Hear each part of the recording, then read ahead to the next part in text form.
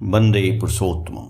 श्री प्रफुल्लदा श्री ठाकुर जी से पूछ रहे हैं कि आप पारिवारिक चाह की उपेक्षा कर इष्ट के कार्य में लगने कहते हैं और साथ साथ यह भी कहते हैं कि जो सांसारिक जीवन में असफल है उसका आध्यात्मिक चक्षु अंधकार से घिरा रहता है। इन बातों में सामंजस्य कहाँ है? श्री ठाकुर जी बोल रहे हैं, इष्ट के लिए अप्राण होने से संसार भी इष्टमय बन जाता है। कुछ दिन अभाव, अभियोग, स्ट्रगलिंग पीरियड, संघर्षमय जीवन चलने पर भी इष्ट का कार्य ठीक ठीक उपचयी भाव से करते रहने से एवं उनमें ही सही रूप से इंटरेस्टेड अंतरासी होने पर ऐसी अवस्था अधिक दिनों तक बनी नहीं रहती है।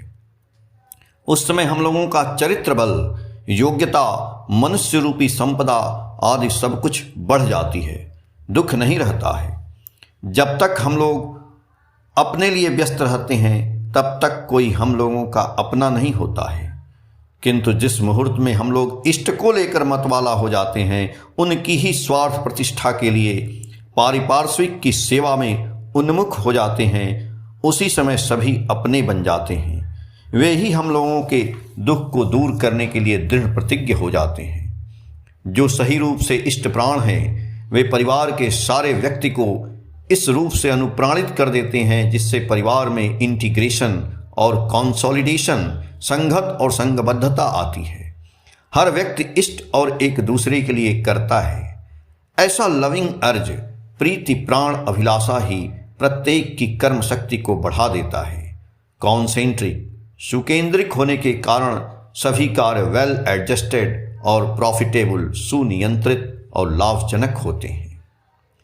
जैसे इष्टवृत्ति के जरिए संसार के हर व्यक्ति में एक एक्सेस अर्ज, अधिक अभिलाषा आ उपस्थित होता है। उसी दीपन वेग और आचरण और कर्म ही संसार को सच्छलता में उच्छल कर देते हैं। उस समय इष्ट की चाह की पूर्ति के लिए वह सर्वदा प्रस्तुत रहता है। वे किस समय क्या चाहते हैं उसके लिए पहले से ही कुछ संग्रह किए रखता है। इष्ट के लिए यदि सब कुछ ठीक रहता है तो संसार तो उसके नीचे है, वह भी ठीक रहता ही है। जैसे एक व्यक्ति को अपने संसार के लिए यदि 30 रुपये लगते हैं किंतु इष्ट के लिए भी 10 रुपये संग्रह यदि करना पड़ता है तो वह 40 रुपये का अर्ज अभिलाषा लेकर चलता है। उसे उतना संग्रह करना ही होगा, क्योंकि इष्ट को बिना दिए तथा खिलाए उसे तृप्ति नहीं मिलती है। इष्ट की स्वार्थ प्रतिष्ठा तथा देने की प्रवृत्ति को बनाए रखने के लिए अपने अस्तित्व को ठीक रखना होगा। इसीलिए सारे उपार्जन ही इष्ट के लिए होते हैं। 40 रुपये में 30 रुपये तो हैं ही, इसीलिए अभाव नहीं रहता है। इष्ट को देने तथा इष्ट स्वार्थ प्रतिष्ठा के अर्ज अभिलाषा की बदौलत ही तुम सच्छलता में उच्छल हो उठते हो। इष्ट को भी देते हो, परिवार के लिए भी प्रबंध करते हो। ड्रग्री, परेशानी या विभ्रांति भी नहीं रहती है। जड़ में इष्ट रहने के कारण कार्य सुंदर रूप से संपन्न भी होता है। इस पथ पर लाख ऐश्वर्य का अधिकारी होते हुए भी तुम उसमें लिप्त नहीं रहोगे। तुम सब कुछ में रहकर भी सबके ऊपर रहोगे, क्योंकि तुम जानते हो तुम्हारी सारी चीजें उनकी सेवा के लिए हैं। इसीलिए ऐश्वर्य तुमको अभिभूत या विमूढ़ नहीं कर सकेगा। यदि तुम्हें दुख में भी चलना पड़े तो तुम क्लिष्ट, संतप्त या दिशिहारा नहीं होगे, क्योंकि उनको लेकर तुम इतना भरपूर रहते हो कि अभाव बोध तुमको पीड़ित नहीं कर सकता है।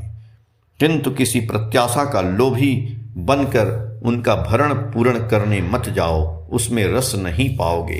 हृदय की ऐसी दीनता तुम्हें तन्मय नहीं होने देगी, इसीलिए हृदय भी नहीं भरेगा, तृप्ति का संधान भी नहीं पाओगे। आलोचना प्रसंग, प्रथम खंड, पेज संख्या 201, 202, 203। जय गुरु।